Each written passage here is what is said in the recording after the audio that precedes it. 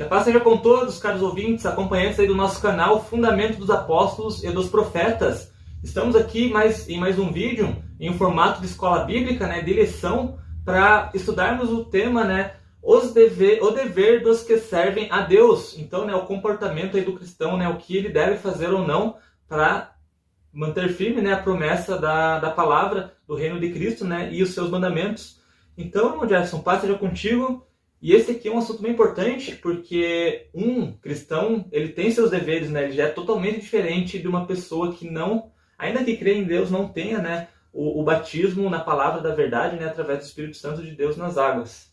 Meu irmão Samuel, paz seja convosco, a todos nossos irmãos, nossas irmãs, nossos amigos, nossas amigas, as pessoas que têm nos acompanhado por este meio de comunicação. É muito bom nós estudarmos esta Bíblia, essas escrituras sagradas. Essa lição de hoje, nós vamos aprender aí os deveres daqueles que servem a Deus, daqueles que são chamados filhos de Deus.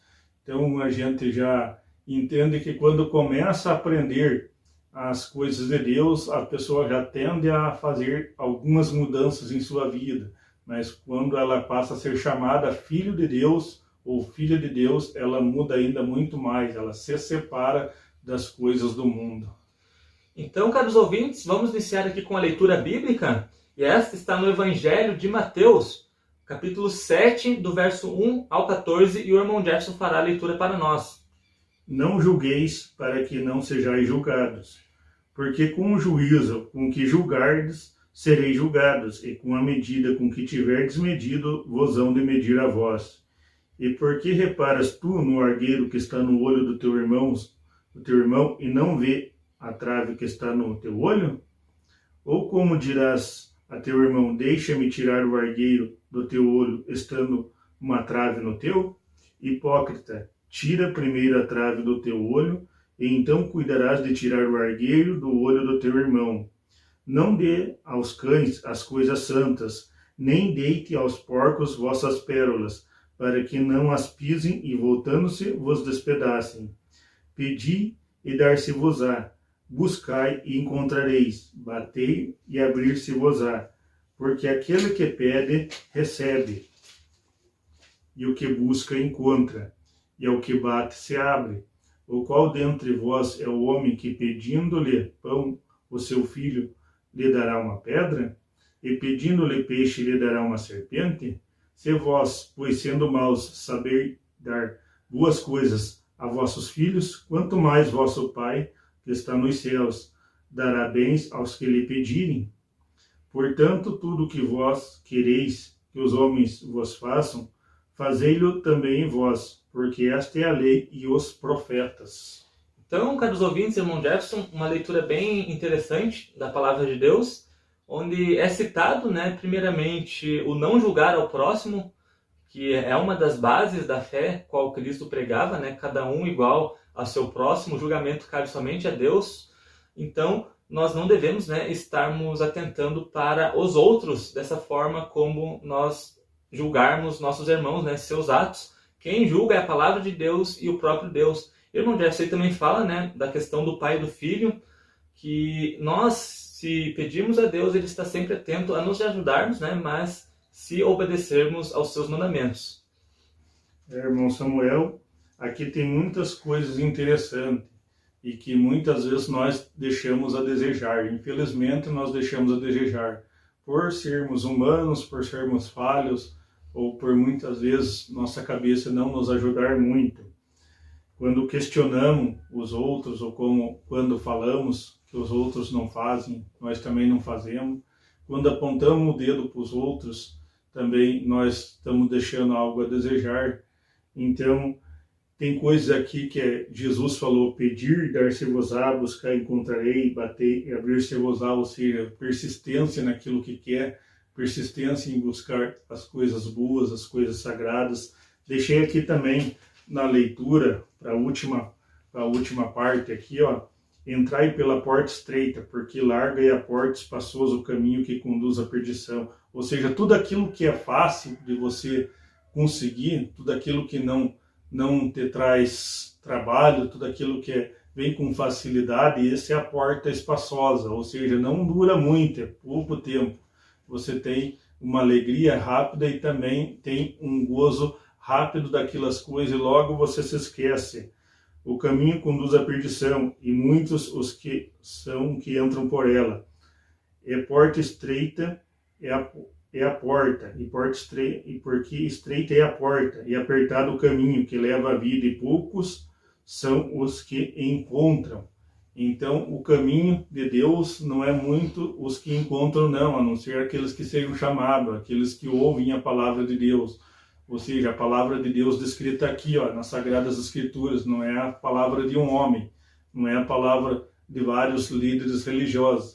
Quando você escuta, você vai e confere nas Escrituras. Essa sim é a palavra de Deus. Você confere o texto dentro do contexto.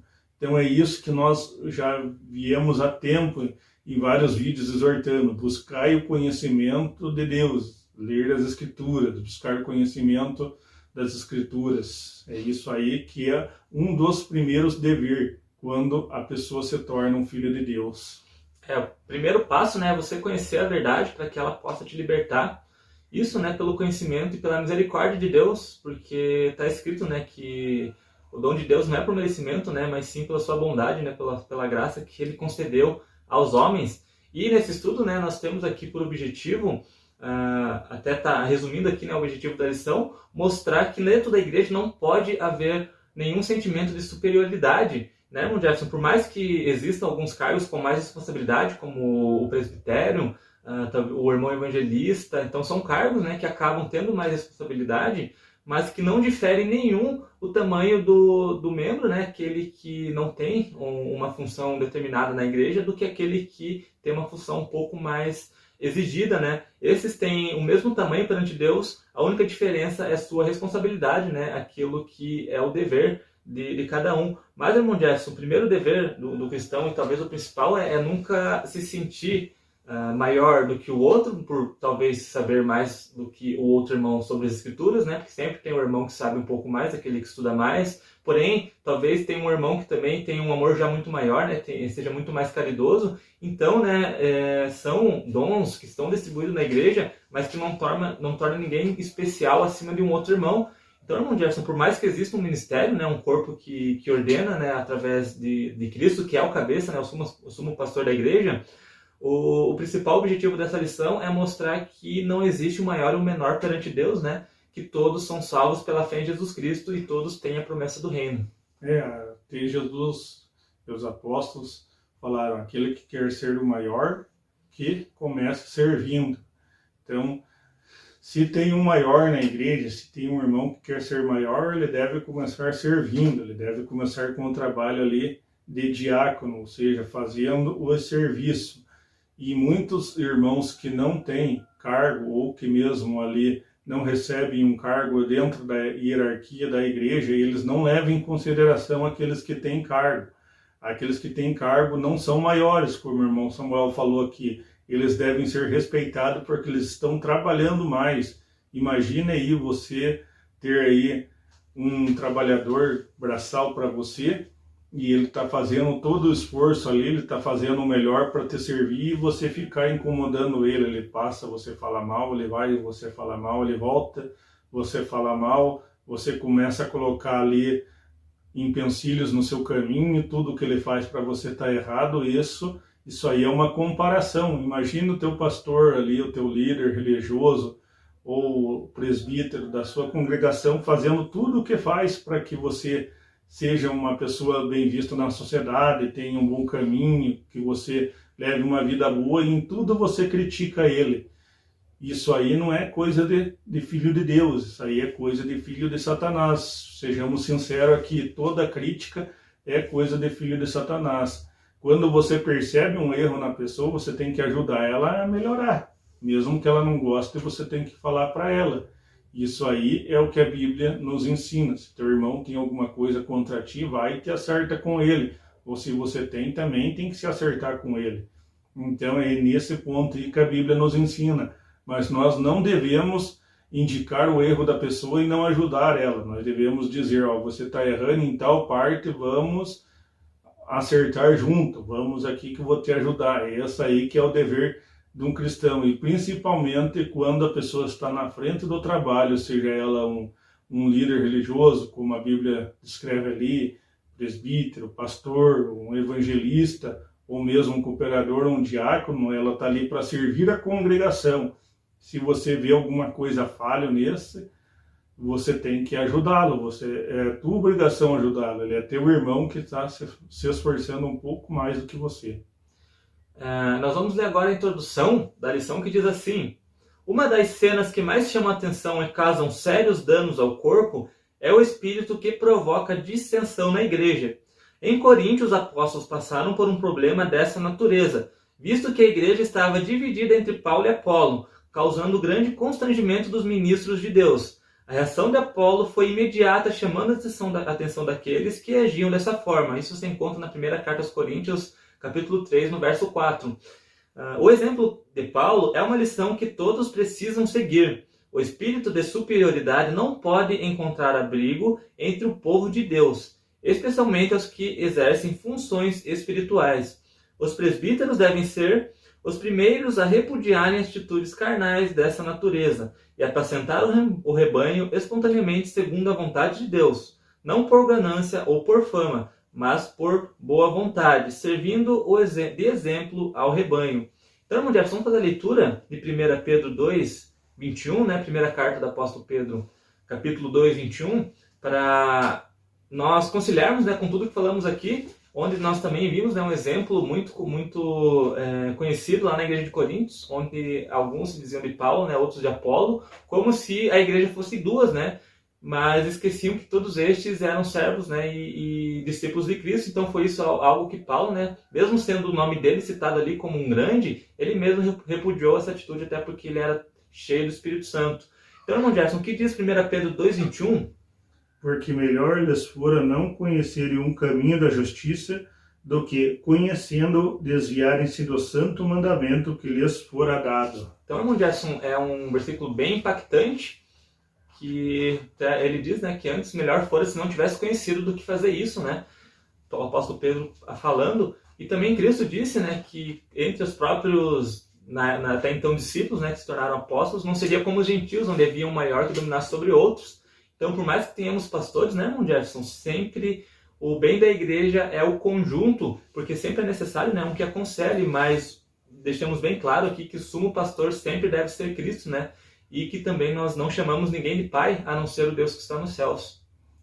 Justamente, irmão Samuel, aí teve dissensões na época, teve dissensões aí na época em que a igreja começou a sair do deserto, como nós conhecemos, e tem tido dissensões até hoje. Uns dizem eu sou de Paulo, outros dizem eu sou de Apolo, outros dizem eu sou de Pedro, mas foi ali o que o apóstolo chamou a atenção. Não foi nenhum desses três que morreu por vós, mas sim Cristo. Então, nós, a Igreja de Deus, representamos o que Cristo fez por todos nós juntos. Nós não somos maiores. Não digamos aí que temos uma igreja isso, uma igreja aquilo e aquilo outro lá. A igreja está contida nas Escrituras Sagradas. Está aqui, ó, mais uma vez, reitero que a igreja está contida nas Escrituras Sagradas.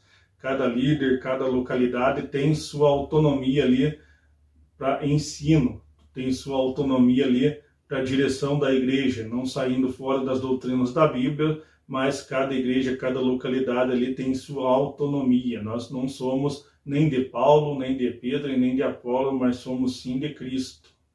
E outro detalhe interessante, né, que diz aqui na lição, quando o apóstolo Paulo falou aos romanos, né, com relação lá, alguns na igreja de Romanos, lá no capítulo 14, né, com relação à alimentação, acabavam julgando uns aos outros por causa da comida, né, os que comiam carne e os que não comiam carne. Então o apóstolo Paulo aconselhou dizendo, né, quem come não despreze quem não come, e quem não come não julgue a quem come, pois Deus o acolheu.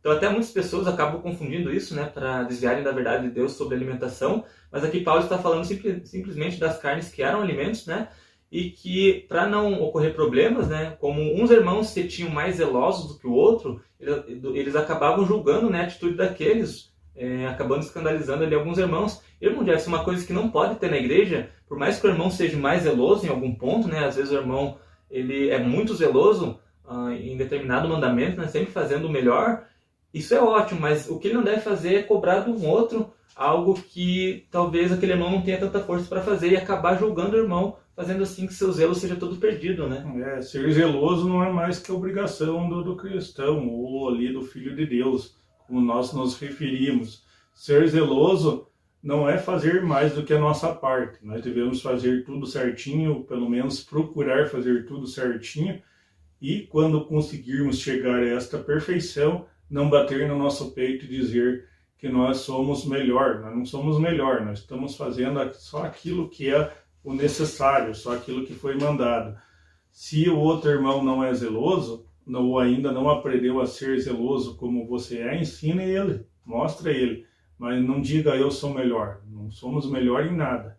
O que nós temos é porque Cristo confiou a nós de fazer, de ser e de aprender. Nós não somos melhores que ninguém, nem na igreja e nem no mundo secular. A nossa diferença é porque nós temos Cristo como nosso Salvador e nós fomos comprados por bom preço. Essa é a nossa diferença. Mas nós fazer o que é correto, nós fazer o que é certo, não nos diferencia de ninguém. Ou seja, não é mais que a nossa obrigação. Nós levarmos o Evangelho, nós não comermos certos tipos de carne, o qual a Bíblia proíbe, nós não beber demasiadamente, aí nós cumprir com nossos deveres aí com relação aos pagamentos de nossas contas em dias, aí levar as coisas corretas, amar o próximo, não dar mau testemunho, aí honrar a nossa família, honrar a família do próximo, aí cumprir com a nossa palavra. Isso aí não é mais que o nosso dever, nós estamos fazendo só aquilo que Cristo nos ensinou, só aquilo em que fomos mandados.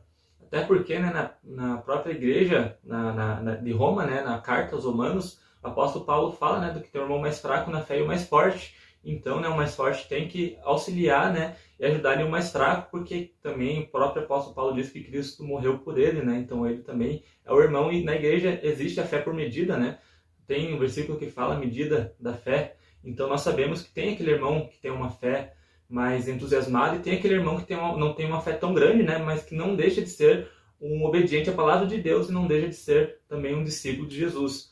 Irmão, essa primeira pergunta diz assim: o que Jesus ensinou sobre os que desprezam os outros? Então, irmão Jackson, vamos ler aqui 1 Pedro, capítulo 5, verso 5. Até, né, também, além disso, tem a parábola do fariseu e do publicano, que é bem interessante também, onde Jesus exalta aquele que se humilhou, né, aquele que, apesar de não seguir tudo aquilo que o fariseu diz em sua oração, ele se humilhou perante Deus com sinceridade e alcançou misericórdia, né? Então, o que vale é você reconhecer o que é errado e fazer o certo, né? Principalmente quando você está conhecendo a palavra de Deus, a verdade das Escrituras. Então, o que diz lá em 1 Pedro 5, verso 5? Semelhantemente, vós, os jovens, sede sujeitos aos anciãos, e sede todos sujeitos uns aos outros, e revestivos de humildade, porque Deus resiste aos soberbos, mas dá graça aos humildes. Então, irmão Jefferson, aquele que como diz a pergunta, o que Jesus falou, aquilo que desprezam os outros, tanto na parábola do publicano e fariseu, né, ele dá um exemplo disso, e o apóstolo Pedro também fala, né, sobre você estar desprezando, não desprezar, né, aquilo que o irmão faz, ou aquele que o irmão crê, talvez, né, não sendo tão forte quanto você na sua fé, né, mas você não pode de maneira nenhuma desprezar aquele irmão. É a parábola, como o irmão Samuel citou ali, do fariseu e do publicano. Ali, quem saiu ali justificado foi aquele que reconheceu os erros, falou: Senhor, tem piedade, tem misericórdia de mim. Ele falou, e ali o fariseu falou: não sou como este, eu faço muitas coisas. Está descrito lá, você pode pegar e ler lá essa passagem, então vai ver lá que o que ele fazia era correto. O erro dele foi se achar melhor do que o outro. Ele jejuava, ele dava o dízimo de todas as coisas, como descrito na lei que vigorava na época. Ele fazia corretinho, fazia certinho. Ele só não podia se achar melhor do que o outro. Aqui, ó, que fala: porque Deus resiste aos soberbos, mas dá graça aos humildes. Muita coisa que nos falta é a humildade. Isso aí a gente reconhece em muitos dos nossos atos. Nós não somos humildes muitas vezes. Isso englobando todos nós juntos, não só você que nos assiste, nem só eu, mas todos nós juntos. Nos falta humildade. Nós sabemos um pouco mais do que os outros, então qual é o nosso dever? Ensinar. Nós temos um pouco mais do que os outros, qual é o nosso dever? Repartir. Nós precisamos das coisas, qual é o nosso dever? Comunicai aos santos nas vossas necessidades. Isso é o que a Bíblia nos diz.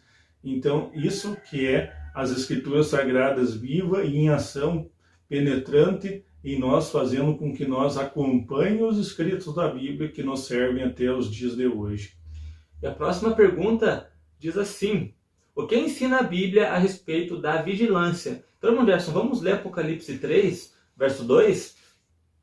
Sê vigilante e confirma o restante que estava para morrer, porque não achei as tuas obras perfeitas diante de Deus. Então, né, irmão Jefferson, aí a mensagem diz para sermos vigilantes, e também o próprio Cristo, né, ensinou que nós devemos ser ainda mais vigilantes nesses dias que vivemos, né, que se o encontrar de outra forma, com certeza este correrá um grande risco de ficar fora do reino, né, e de não ser recebido pelo nosso Senhor Salvador Jesus Cristo. Então, irmão Jefferson, a quarta pergunta: que disse Paulo sobre os que justificavam a si mesmo? Então vamos ler Romanos 10, verso 2. Apóstolo Paulo agora, né, uma referência lá na carta aos Romanos, capítulo 10, verso 2. Bem importante, né, se você tiver com a tua escritura aí, você abrir lá também para confirmar aquilo que falamos aqui, né, sempre atentando ao que a escritura diz. Porque lhes dou testemunho de que tem zelo de Deus, mas não com entendimento. O entendimento e o temor são fundamentais na edificação espiritual. Então, né, o temor a Deus é o princípio, né, de toda sabedoria. E a edificação espiritual, além do temor, vem muito pelo zelo, né, do você buscar a fazer melhor perante Deus, a guarda dos mandamentos, você sempre está aperfeiçoando, né, porque quando nós conhecemos a verdade, nós não ainda aprendemos tudo, né, não nos tornamos perfeitos, até não seremos mesmo até Cristo voltar. Então, irmão Jefferson, esse zelo e esse temor é o que vai edificando cada um para que possamos um dia chegar à estatura, né, do varão perfeito. É o testemunho aqui que Paulo falou aqui aos Romanos 10, verso 2. Ele dou testemunho que tem zelo de Deus, mas não com entendimento. Ele não falava, ó, aqui eu estou fazendo, aqui, ó, veja aqui, ó, eu estou fazendo. Esse é o entendimento, ele diz, mas não com entendimento. Ele dou testemunho, ou seja, ele mostrava. Com as obras dele, ele mostrava que fazia. Esse que é o dever do cristão, esse que é o dever do Filho de Deus. Com as obras, mostrar que está fazendo. Não precisa você dizer, eu estou fazendo. Precisa os outros ver que você está fazendo, que você age diferente, que você se comporta diferente. Esse é bom para Deus. Imagina aí, você tem um filho ou uma filha, e vem uma outra pessoa e diz, nossa, como teu filho se comporta bem, teu filho é educado, teu filho é inteligente. Isso que Deus quer ouvir, isso que Deus quer que as pessoas sintam de você, que você seja uma pessoa diferente, que os outros vejam de você, que você é diferente. É porque nós, a partir do momento que conhecemos a verdade, né, somos incluídos na igreja, nós separamos, como disse o irmão Jefferson, né, sempre diz, separamos do mundo, né, somos santos, que significa separado. Então, todo o nosso comportamento deve ser totalmente diferente da antiga criatura, né? Somos novas criaturas, agora somos filhos da promessa, né, de um reino grandioso que está por vir. São esses alguns dos deveres dos cristãos, né? São tantos outros que nós não vamos relatar aqui, mas isso é uma base, né, ou talvez os principais para que se possa se tornar um grande cristão, porque não basta só conhecer a verdade e deixar de fazer tudo que estamos aqui, né? Tudo isso deve ser feito em conjunto, né? Tanto a verdade, quanto a obediência, quanto o testemunho. Mas é isso, caros ouvintes, irmão Jefferson, paz seja contigo. Em breve estaremos aí com novos temas na Escola Bíblica. Meu irmão Samuel, paz seja convosco. Se você quiser entrar em contato conosco, sugerir algum tema, fique à vontade, nossos contatos estão aí no final do vídeo. Até o próximo estudo.